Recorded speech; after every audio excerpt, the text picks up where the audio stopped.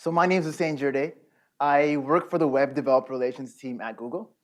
And today I want to talk about progressive React.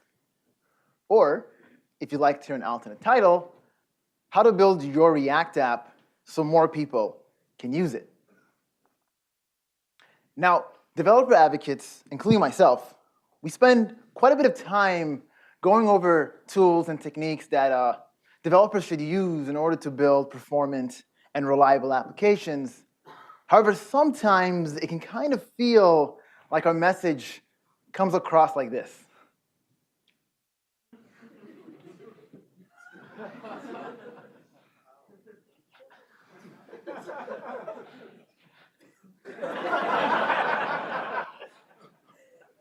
So what I'm going to be doing in this talk is I'm just going to take a leaf out of the pandas book and just say you should stop using React. No, I'm joking. I'm playing. No, but in all seriousness, what I'm actually going to be doing in this talk is I'm going to talk about how you can continue to build the React apps that you're currently working on, but to consider adding some progressive enhancements to it. And the core focus, the key thing that I really want to touch up on is you want to add these enhancements so more people can use your application. But what do we mean by more people?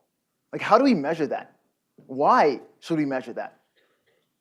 To sort of help us answer that question, we can begin by taking a look at Create React App, which is the easiest way to get a React application up and running. And in my opinion, possibly the easiest way to get an app up and running, regardless of tool being used. If we take a look at the dependencies that are included right out of the box, we have React Core, which allows us to build our React components. And then we have a renderer, which allows us to render what we're building to the DOM. And then we have some initial code that sort of makes up our base components. And all in all, we're looking at about 33 kilobytes of a bundle size, minified and compressed with gzip. Now, these numbers are for 16.5.2, in case you're wondering. To sort of assess what this number means in terms of loading, we can try and run this app on a particular device. One tool that can help here is Web Page Test. Now, for anybody who hasn't heard of Web Page Test, it's a tool that allows you to run your website on a specific mobile phone or desktop machine that's actually hosted on a device farm somewhere. And you can do this while changing specific variables in order to see how well your site performs. One such variable, for example, is network connection speed. So in here, I decided to just run the Hello World output app that Create React App bootstraps on a Moto G4 device, which is a low-end mobile phone. And I decided to run it on 3 different connections, 4G, 3G, and 3G slow. Now, keep in mind there is some latency involved. The app is hosted on Firebase, and I'm running through Chrome. But taking all this into account, we can see that it takes about 2 seconds for the app to finish loading in 4G, but it takes about a little over 4 seconds for the app to finish loading in 3G slow or an emerging markets connection. Now, these numbers, although may be interesting, don't really mean anything if you don't know what your users are using when they try to access your application, or what they should be expecting when they try to load your first page. And this sort of brings me to my next point. There's no such thing as a slow site. And you can quote me on that. I'm also kind of joking here, because it's a pretty silly thing to say. There are slow sites. I think we've all experienced them at some point. But the one thing that I do want to mention here is your definition of slow and my definition of slow can be very different from people who use completely different devices and have completely different network connections. For example, if we try running that initial React app on a desktop machine with a cable connection versus a Moto G4 phone and a 3G slow connection, we can see that the difference can actually be quite drastic. Now, in terms of React performance, right out of the box, Dan Abramov, I believe about a month ago, tweeted and provided a GitHub link out for a new initiative that the React DOM team is working on, and they're calling it React Fire. And they're trying to simplify a lot of things within the library, and one of those things are all the polyfills that they're using for the event system. Quite a few of those polyfills aren't actually needed in newer browsers, and they think by simplifying that, they can probably cut the bundle size down, which is pretty exciting, to say the least. So another thing I've been kind of wondering in the past few weeks is, what's the current state of speed? Like, is there a way for us to correctly assess how websites are doing in the wild that happen to use a particular tool or technology? Can we actually get those numbers accurately? Like, do we even find those values useful? To sort of find out, I tried digging into HTTP Archive. Now, for those of you that haven't heard of HTTP Archive, it's a tool that's trying to track how the web is built. And it does this by analyzing over 1 million URLs every month, running them through web page test, and then storing information about them, like their loading metrics, the number of bytes sent over the wire, the types of payloads being sent, and so forth. Now, web page test, about a few months ago, integrated with Wappalizer. And Wappalizer is another tool that allows you to quickly see which libraries are being used on a website. So I thought it might be an interesting exercise to sort of combine the two and see if I can sort of query how sites that are using frameworks and libraries are performing in the wild. So one of my earlier queries, it involved sort of analyzing over 100,000 React URLs, or origins that were using React. And the median first paint happened to be 4.7 seconds. The median time to interactive was 20.5 seconds. And time to interactive is the time that JavaScript thread settles and the user can interact with your application. Now, it's not entirely uncommon to see these numbers on very large sites on weaker devices and weaker network connections, but the one thing I do want to say is these numbers are not entirely accurate. For example, when I actually made those queries, Wappalizer would only detect React on a site by looking up global variables. So React bundled with Webpack or Parcel wasn't actually included. Also, there are a lot of other factors that are involved when it comes to actually affecting the performance of a site, like the total number of JavaScript being sent, the number of other libraries being used, the number of images being used. So it's not entirely fair to say, hey, all these sites that use React could be performing better if we don't take into account all the other factors. For example, one of the sites we were exploring near the median, I think it just pulled React to sort of power a widget on the page, but it had like 2 or 3 different versions of jQuery. And I feel like that's something we do need to sort of assess before we can actually talk about numbers here. But if you're interested in this sort of analysis, I find it interesting. That bit.ly link will sort of take you to a Google Doc where I'm trying to track these efforts. And I'm hoping to actually come into a proper analysis and see if I can actually find some numbers that are compelling and valid, hopefully. But one thing we can actually agree on that's not specific to a tool or technology is the amount of JavaScript we're sending over the wire. And that's been increasing year after year after year. So HTTP Archive actually provides a pretty handy report for this. And we can see that in 2011, the median amount of JavaScript that we send for mobile happened to be slightly over 50 kilobytes. Now, it's actually over 360. And that's huge, because we know the more JavaScript we're sending to the browser, the more time it needs to parse, compile, and execute it. And it can affect performance. So what should we do? While we're building our React applications, how can we make sure that it's performant for as many devices that we actually want to target? Well, the very first thing we can probably think about is trying to profile and analyze how our application performs before trying to dive in and optimize prematurely. One tool that can help here is the React DevTools Profiler. So if you're using React DOM 16.5 or later, the profiler allows you to gauge how your components are rendering in terms of performance. And it does this by using the new, but still experimental, React Profiler API to sort of collect timing information for every component that re-renders. And here, I'm just trying to use it with a simple demo app that just fires a single API call to get the top weekly GitHub trending repos. And you can see that it's just a separate tab within the React DevTools. You can begin recording profiling information, and then you can use the app like you normally do. And every time components re-render, what happens is the profiler is recording that information. And when you stop, you get a pretty interesting visualization in the form of a flame chart. At the very top right, where my mouse is right now, those are the commits, and they sort of represent how or when DOM nodes are being added, removed, or updated.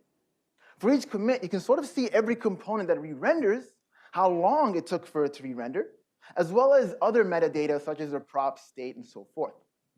Now in here, you can see that there are 2 commits, one for when that loading indicator showed, and another one for all the cards in the list actually rendered.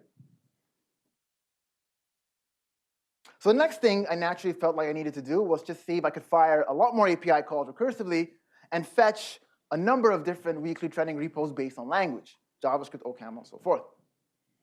So you'll see now that it takes a bit longer for the loading to finish. And once that's done, you can sort of see how many more commits happen now. So instead of just 2, we see quite a few. And all the later commits actually happen to have bars that are larger and more yellow. And that means the time it takes in those commits for all the components to re-render is actually even larger.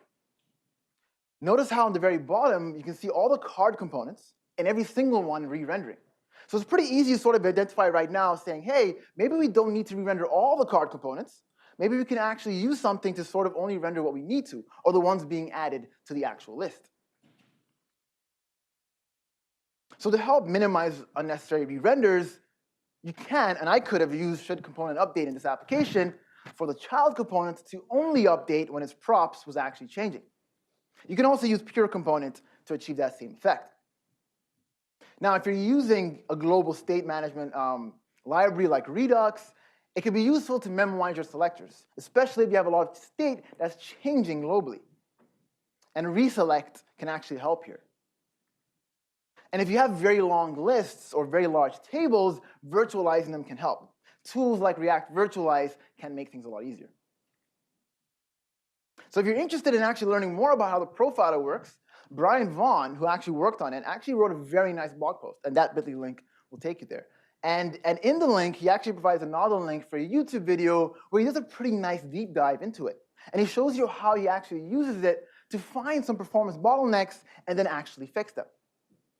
Sean, who actually gave a lightning talk yesterday, actually has a very nice article out about how he used it in his company Netlify. And he uses it to sort of identify how there are performance issues in the actual deploy logs. That's also a super useful read.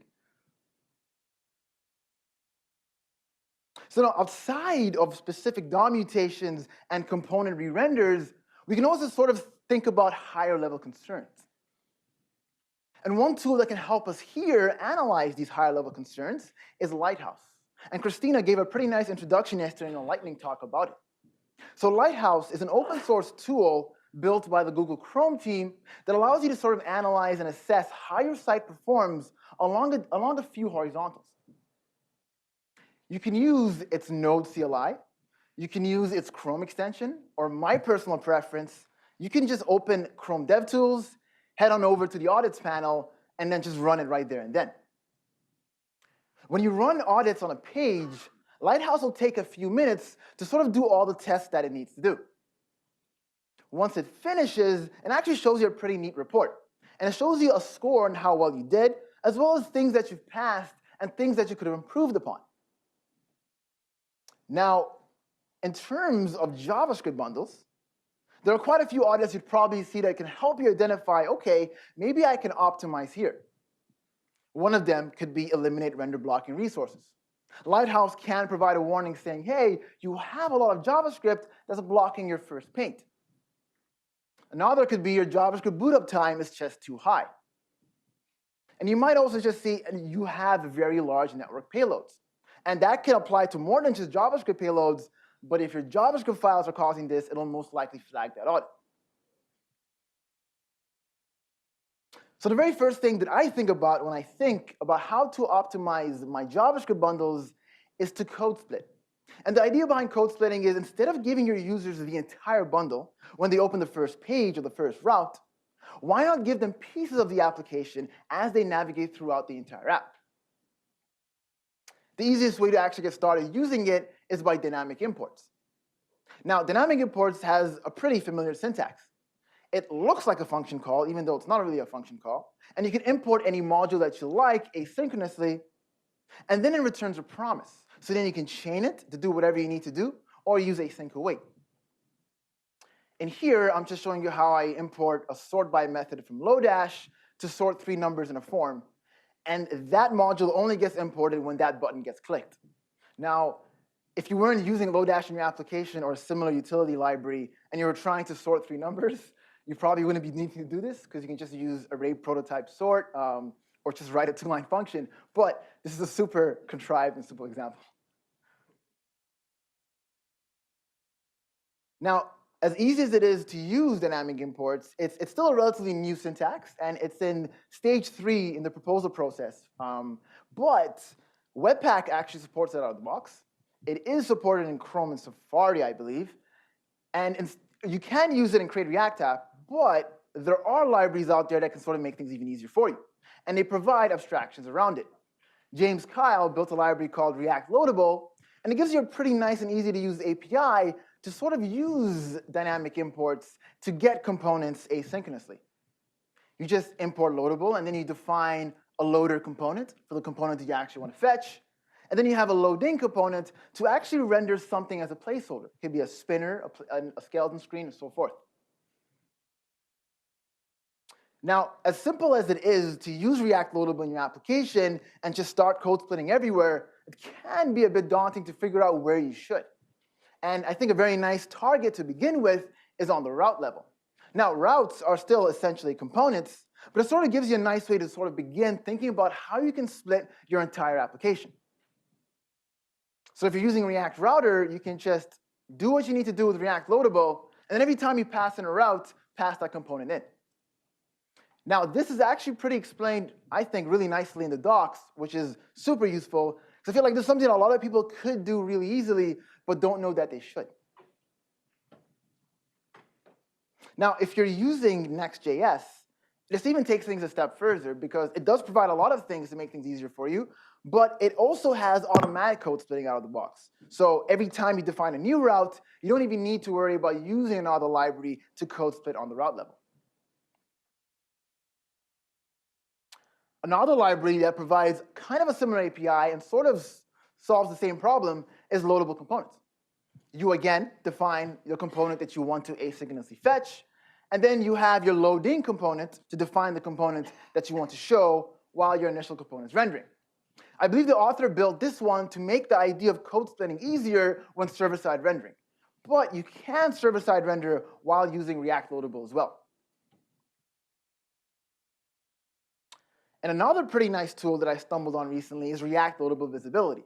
And what it does is it actually provides an abstraction over React Loadable and loadable components, but sort of intersects it with Intersection Observer. And Intersection Observer, for those of you who haven't heard, is a web API that makes it pretty easy for you to sort of identify whether elements are actually within the device viewport. So this can give you some more fine-grained control to code split based on where the user is actually scrolling on a page. So as nice and as much sense as it makes to show a loading indicator of some sort while components are being fetched, there have been studies that actually have shown that interactions that take about 200 milliseconds or less that have a loading indicator of some sort, users usually perceive that process to feel longer than it actually does.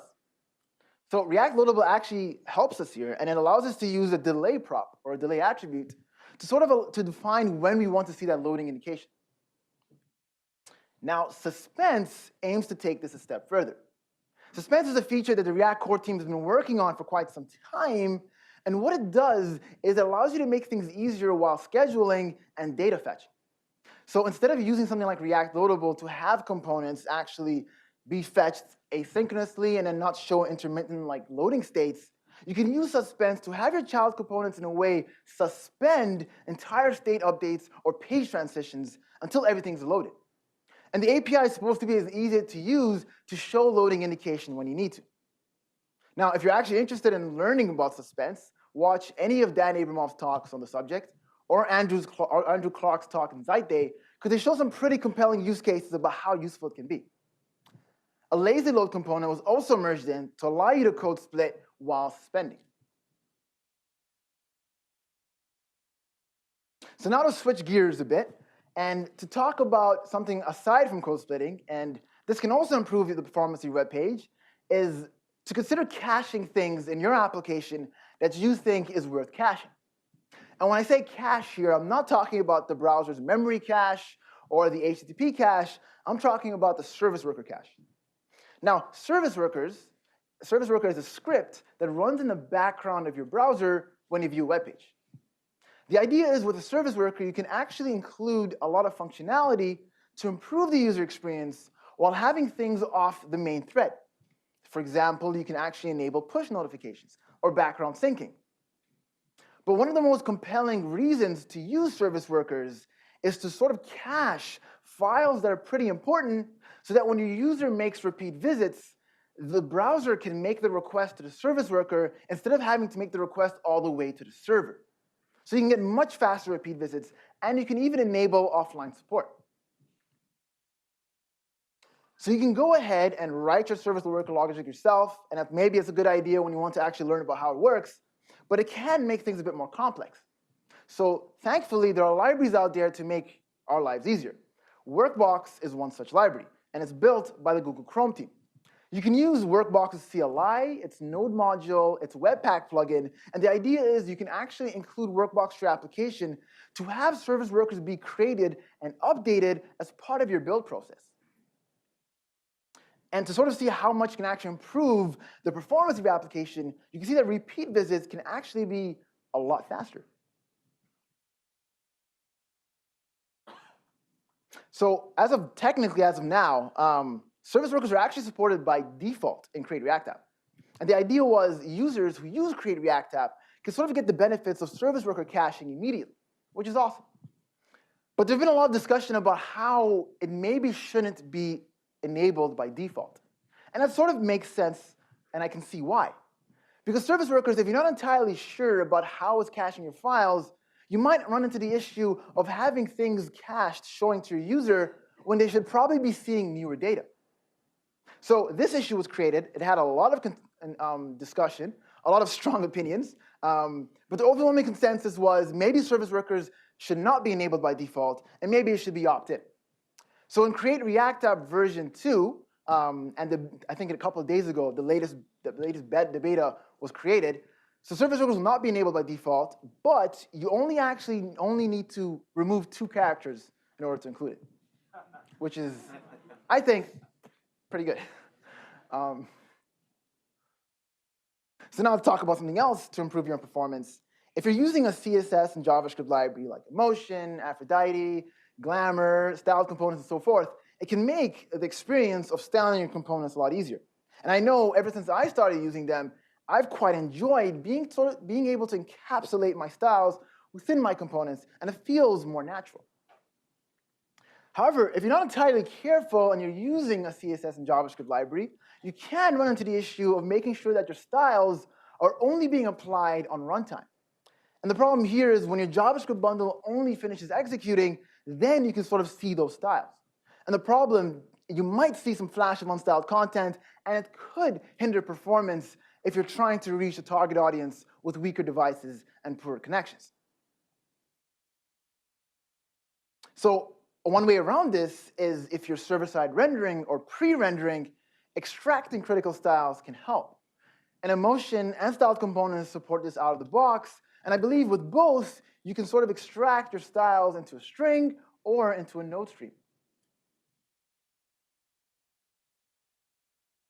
And here's an app where you can actually sort of see the difference in terms of the unstyled content and load time when styles were actually extracted.